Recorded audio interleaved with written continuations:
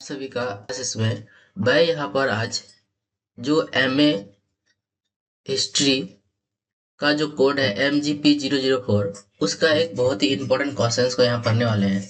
आप यहाँ पर शुरू से लेकर अंत तक जरूर बने रहिएगा, क्योंकि आप यहाँ पे अगर शुरू से लेकर अंत तक बने रहते हैं तो आपको एक बहुत ही इंपॉर्टेंट क्वेश्चन का आंसर कैसे देना है या फिर इसके अलावा और जो क्वेश्चंस होते हैं उसका जवाब आप कैसे दीजिएगा वो आपको पूरा समझ में आ जाएगा। तो चलिए स्टार्ट करते हैं आज का ये वीडियो। इससे पहले आपसे एक रिक्वेस्ट रहेगा कि आप अगर नए हैं तो चैनल को सब्सक्राइब कर रख लीजिए, क्योंकि प्रत्येक दिन आपको यहाँ पर हर एक जो कोड है आपका उससे एक एक वीडियो आपको मिलते रहेगा।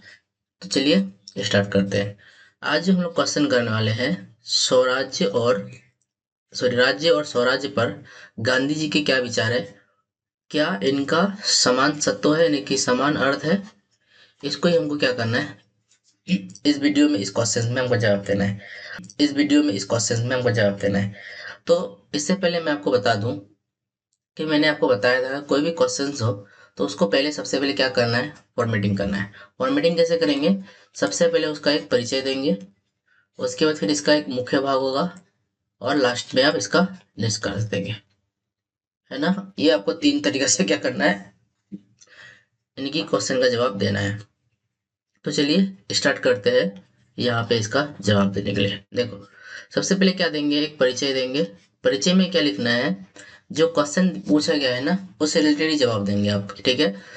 देखिए महात्मा गांधी के राजनीतिक दर्शन में राज्य और स्वराज्य दो एक क्या है, केंद्रीय स्तंभ है, लेकिन इसके अर्थ और मूल्य एक दूसरे से काफी अलग है। देखो दो स्तंभ है, राज्य और स्वराज्य, है ना, लेकिन दोनों का अगर अर्थ को समझेंगे तो और उसका अगर मूल्यों को समझा जाए तो एक दूसरे से काफी क्या हो। गांधी जी राज्य को हिंसा का संगठित रूप मानते हैं। राज्य को क्या माना जाता है, हिंसा का एक संगठित रूप है, जबकि स्वराज्य उसके क्या है, स्वराज्य कहने का मतलब क्या है, स्वयं पर शासन की एक नैतिक और आध्यात्मिक प्रक्रिया थी। मतलब दोनों में ये अंतर यहाँ पे बताता है। क्या बताता है, राज्य को हिंसा का एक संगठित रूप मानते हैं, जबकि स्वराज्य कहने का मतलब स्वयं पर शासन की एक नैतिक और आध्यात्मिक प्रक्रिया मानता है। जहां पश्चिमी राजनीति में राज्य का अर्थ शक्ति और प्रभुत्व से होता है, वहीं गांधी जी के स्वराज्य का अर्थ आत्म संयम और विकेंद्रीकरण से होता है। पश्चिमी लोग राजनीति में क्या राज्य को क्या मानते हैं, इसका अर्थ बताते हैं कि शक्ति और प्रभुत्व से उसको बताते हैं, लेकिन गांधी जी स्वराज्य का क्या बताता है कि आत्म संयम यानी अपने आप में संयम और विकेंद्रीकरण से इसको जोड़ता है। इस प्रश्न का उत्तर यह समझने में मदद करता है कि गांधी जी क्यों एक दार्शनिक अराजकतावादी कहलाते थे, है ना। दार्शनिक अराजकतावादी क्यों कहलाते थे इसको समझने में मदद करता है, और कैसे उनका स्वराज राज्य की सत्ता को चुनौती देता है। ये चीज यहाँ पे इस मतलब जो क्वेश्चन पूछा गया है इसमें जवाब हम लोग को मिलता है। तो ये हो गया, थोड़ा सा इंट्रोडक्शन हो गया। अब हम क्या करते हैं, यहाँ पे इसका मुख्य भाग की ओर आगे बढ़ते हैं। मुख्य भाग में आपको क्या क्या बातें ऐड करनी है वो बोलता है। तो सबसे पहले आते हैं राज्य पर गांधी जी के क्या क्या विचार है, फिर उसके बाद स्वराज्य पर गांधी जी के क्या क्या विचार है, फिर देखेंगे दोनों में तुलना करके वो कैसे एक दूसरे से अलग है या फिर कैसे एक दूसरे को मतलब समानता से जोड़ता है, ठीक है। चलो देखो, तो गांधी जी राज्य की आधुनिक अवधारणा के घोर विरोधी थे। मतलब राज्य की जो आधुनिक अवधारणा है उसका क्या है, ये घोर विरोधी थे। उनके विचार हम लोग कुछ कुछ बिंदुओं से जोड़ करके देख सकते हैं, है ना। यानी कि राज्य को जो जो बताते थे कि इसको क्यों नहीं मतलब जो आधुनिक अवधारणा से जोड़ना चाहिए, तो इसके विषय में वो क्या करते हैं यहाँ पे बताते हैं। सबसे पहले क्या बोलते हैं, हिंसा का प्रतीक है। किसका प्रतीक मानता था इसको, हिंसा का प्रतीक मानता था। राज्य गांधी जी के अनुसार राज्य क्या आत्मविहीन मशीन है। क्या है, राज्य क्या है, आत्माविहीन मशीन है। इसमें मतलब कोई आत्मा है ही नहीं, ठीक है। यह बल प्रयोग और दंड पर आधारित होता है। कैसे पर आधारित होता है, बल का प्रयोग और दंड पर आधारित होता था। राज्य व्यक्ति के व्यक्तित्व का दमन करता है, यानी व्यक्ति के व्यक्तित्व को क्या करता है, दमन करता है, उसको मतलब जो घटाता है या फिर उसको दबा करके रखता है, क्योंकि यह उसकी स्वैच्छिक क्रिया को कानून के माध्यम से नियंत्रित करता है। यानी कि जो व्यक्ति होता है, व्यक्ति की जो स्वैच्छिक क्रिया होता है वो किसके माध्यम से इसको नियंत्रित करता है, तो वो कानून के माध्यम से क्या करते हैं, उसको नियंत्रित करते हैं, है ना। तो ये इसलिए गांधी जी जो है ना राज्य को क्या मानता है कि ये एक हिंसा का प्रतीक है। क्या है, हिंसा का प्रतीक है। और ये किसके द्वारा, यानी कि जो व्यक्ति के जो व्यक्तित्व है उसका दमन करता है। कारण क्या है कि जो स्वैच्छिक क्रिया होता है व्यक्ति का, उसको कानून के माध्यम से नियंत्रित किया जाता है ना। इसलिए ये क्या करते हैं, इसको क्या मानते हैं, हिंसा का प्रतीक मानते हैं। उसके बाद दूसरा है दार्शनिक राजकतावाद। तो गांधी जी एक ऐसी स्थिति की कल्पना करते हैं जहां राज्य की आवश्यकता ही ना हो। मतलब ऐसा वो सोचते हैं, ऐसा मतलब अनुमान लगाते हैं कि मतलब किसकी राज्य की कल्पना ना किया, जैसे कि वो हो ही ना हो, ऐसा मतलब वो मन में सोचते हैं। उनका विचार ही ऐसे आते हैं। उनका क्या मानना था कि यदि प्रत्येक व्यक्ति अपना, है ना, शासन स्वयं करने लगे, यानी नैतिक रूप से, ठीक है, कैसे रूप से, नैतिक रूप से अगर अपना शासन स्वयं करने लगे तो राज्य जैसा बाहरी नियंत्रण निरर्थक हो जाए। मतलब अगर जो भी व्यक्ति है, हम लोग जिस राज्य में रहते हैं या फिर जिस जगह पे रहते हैं, जिस देश में रहते हैं, वहाँ का व्यक्ति अगर अपना शासन स्वयं ही करने लग जाए तो नैतिक रूप से मतलब करना है, ये नहीं कि मतलब अपने मन से कर लेना है, तो राज्य जैसा बाहरी नियंत्रण क्या वो निरर्थक हो जाए। मतलब ये है कि बाहरी नियंत्रण की आवश्यकता होगी ही नहीं, राज्य का कोई जरूरत नहीं पड़ेगा। ठीक है, यहाँ पे ये बताता है। उसके बाद दूसरा क्या बोलते हैं, सत्ता का विकेंद्रीकरण। यदि राज्य अनिवार्य है तो गांधी जी का मानना था कि सत्ता ऊपर से नीचे नहीं बल्कि नीचे से ऊपर, यानी कि गांव से केंद्र की ओर होनी चाहिए। मतलब जो भी सत्ता का जो विकेंद्रीकरण किया जाना चाहिए, जो मतलब शक्ति का जो बंटवारा होना चाहिए, वो क्या होना चाहिए, ऊपर से नीचे ना होकर बल्कि क्या होना चाहिए, नीचे से ऊपर की ओर होना चाहिए, यानी गांव से केंद्र की ओर होनी चाहिए। ये क्या है, राज्य के बारे में इसकी अवधारणा है। फिर हम लोग को क्या करना होगा, फिर दूसरा जो टॉपिक था, यानी कि दूसरा जो यहाँ पे क्वेश्चन का भाग है, दूसरा भाग में क्या पूछा गया था, तो दूसरा भाग में पूछा गया है स्वराज की अवधारणा। अब गांधी जी का जो स्वराज की अवधारणा है उसको लेकर के क्या अर्थ है।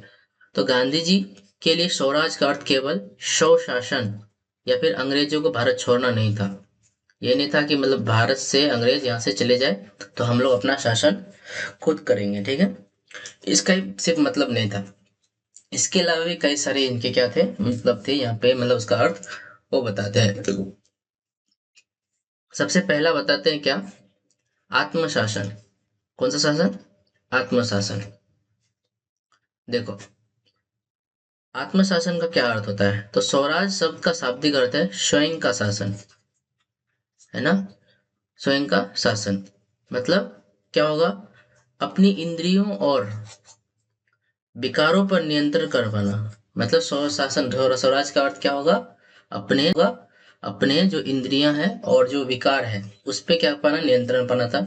जो व्यक्ति खुद पर नियंत्रण नहीं रख सकता है वो देश चलाने की योग्य भी नहीं है। मतलब ऐसा व्यक्ति जो खुद पर, अपने आप पर, यानी आत्म शासन, आत्म मतलब अपने आप में अगर उसको मतलब शासित नहीं कर पाता है, या अपने इंद्रियों और विकार पर नियंत्रण नहीं कर पाता है ना, तो वो देश चलाने के लिए मतलब योग्य नहीं है, वो देश नहीं चला सकता है।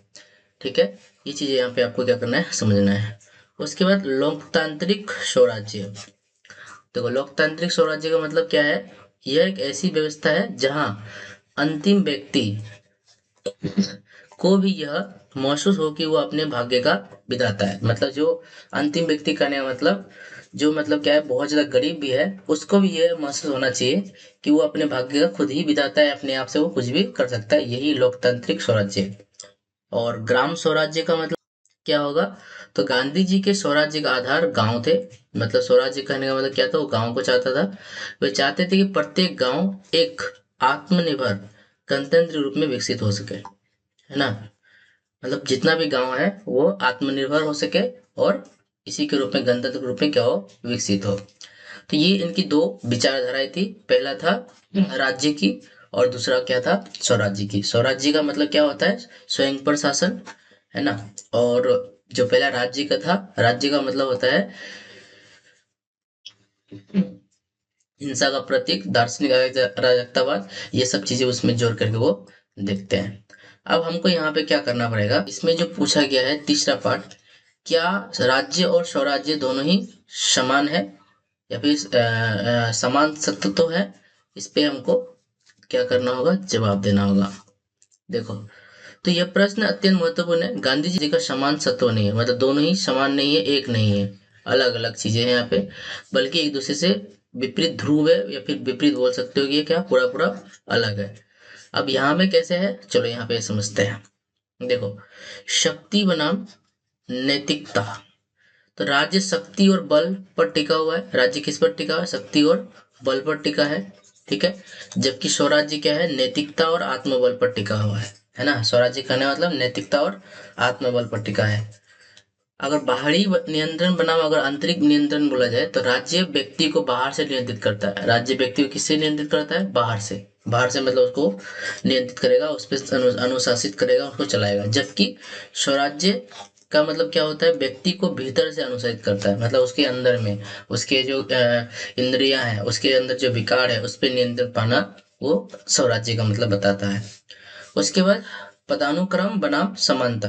देखो, राज्य में एक पिरामिड जैसी संरचना होती है, जहाँ शीर्ष पर सत्ता होती है। मतलब ये अगर सत्ता का बात किया, पद का बात किया जाए, तो ये पिरामिड जैसी संरचना होती है। किसमें? राज्य में पिरामिड जैसी संरचना होती है, जहाँ पे शीर्ष में क्या होता है? सत्ता के लोग होते हैं, जो क्या करता है? पूरा निचले वाले भाग को क्या करते हैं वो, मतलब जो है ना, कंट्रोल करता है, उसको वो चलाते हैं, है ना। लेकिन स्वराज्य में क्या है? स्वराज्य में साधु वृत्त वाली संरचना होती है, जहाँ कोई ऊपर या फिर नीचे नहीं होता है, सब समान होते हैं। यानी कि जो स्वराज्य में होता है वो क्या होता है? सभी लोग इक्वल होते हैं, कोई भी ऊपर या फिर नीचे नहीं होता है। तो ये दोनों में क्या है? समान सत्ता तो नहीं है, बिल्कुल भी नहीं। दोनों ही क्या है? एक दूसरे के विपरीत ध्रुव माने जाते हैं। तो ये चीज यहाँ पे हो गई। अब यहाँ पे जैसे हम हमेशा हर क्वेश्चन में थोड़ा बहुत ऐड करते हैं कि कुछ इतिहासकारों और विचारकों के लिए क्या क्या मतलब बात है, वो देखो। सबसे पहले एक व्यक्ति है जिसका नाम है भिखु पारेख। उनके अनुसार क्या है? गांधी जी का स्वराज्य राज्य के विरुद्ध एक निरंतर संघर्ष होता है। राज्य नागरिक से उसकी स्वायत्ता छीनता है। राज्य क्या करता है? नागरिक से उसकी स्वायत्ता छीन लेती है, जबकि स्वराज्य उसे वापस दिलाता है। जेपी नारायण, जयप्रकाश नारायण जो है, उन्होंने गांधी जी के विचारों को आगे बढ़ाते हुए कहा कि राज्य एक आवश्यक बुराई हो सकता है, लेकिन अंतिम लक्ष्य लोकनीति स्वराज्य होना चाहिए, ना कि राजनीति या फिर राज्य होना चाहिए। ये मतलब क्या है? अलग अलग विचारकों के विचार हैं, ठीक है। अब आगे बढ़िए। एक और व्यक्ति है जिसका नाम है थॉमस हॉब्स बनाम गांधी। अगर दोनों का अगर तुलना करते हैं, तो क्या यहाँ पे पता चलता है? जहाँ हॉब्स राज्य को मनुष्य के स्वभाव बुराई को रोकने के लिए अनिवार्य मानते थे, वहीं गांधी जी मनुष्य के मूल अच्छाई में विश्वास रखते थे और स्वराज्य के माध्यम से उसको निखारना चाहते थे। मतलब थॉमस हॉब्स का अलग कहना था कि राज्य को मनुष्य के स्वभाव की बुराई को रोकने के लिए अनिवार्य मानते थे, कि जो भी मनुष्य है, तो राज्य के कानून से क्या कर सकते के कानून से क्या कर सकता है? मनुष्य के जो बुराई है उसको रोका जा सकता है। लेकिन गांधी जी वहां पे क्या मानते हैं? कि मनुष्य की जो मूल अच्छाई है उस पर विश्वास रखते थे, और स्वराज के माध्यम से क्या करना चाहता था? उसको निखारना चाहता था, उसको लाना चाहते थे, ठीक है। ये सब चीजें आपको क्या करना है? यहाँ जोड़ देना है। और लास्ट में एंड पॉइंट में आप क्या करोगे? इस सवाल का निष्कर्ष ऐड करोगे, है ना। निष्कर्ष ऐड करना बहुत जरूरी है। देखो, गांधी जी के दर्शन में राज्य और स्वराज्य का समान सत्व नहीं है। राज्य उनके लिए हिंसा और गुलामी का एक सूक्ष्म रूप है, यानी कि एक केंद्र के रूप में मानता है, जबकि स्वराज्य का वास्तविक स्वतंत्रता और मानवीय गरिमा की उच्चतम अवस्था को मानता है। गांधी जी का आदर्श राज्य क्या था? राम राज्य था, जो वास्तव में एक राज्यविहीन समाज की कल्पना ही थी, है ना। राज्यविहीन क्या? समाज की कल्पना, जहाँ दंड की शक्ति की जगह धर्म और सेवा का शासन हो। मतलब जहाँ पे दंड ना दिया जाए, जो अगर मान लेते अपराधी है, तो उस अपराधी को दंड ना दिया जाए, बल्कि उसके क्या करना है? धर्म और सेवा का, मतलब सेवा भाव से क्या किया जाए? उसको जो है ना आगे निखारा जाए, उसका गलती का एहसास कराया जाए। उनके लिए स्वराज्य साध्य था और राज्य की शक्तियों में कटौती करना उसका साधन, ठीक है।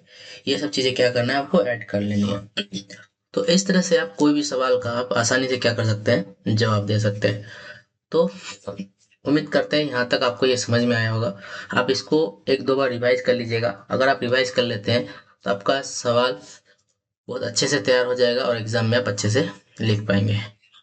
अगर आपको ये वीडियो समझ में आई या पसंद आया तो एक बार लाइक कर दीजिए, और नए हो तो चैनल को सब्सक्राइब कर रख लो। और नेक्स्ट टाइम के लिए ऐसे नए वीडियोस मिलते रहेंगे। मिलते हैं फिर से नेक्स्ट वीडियो में, तब तक के लिए।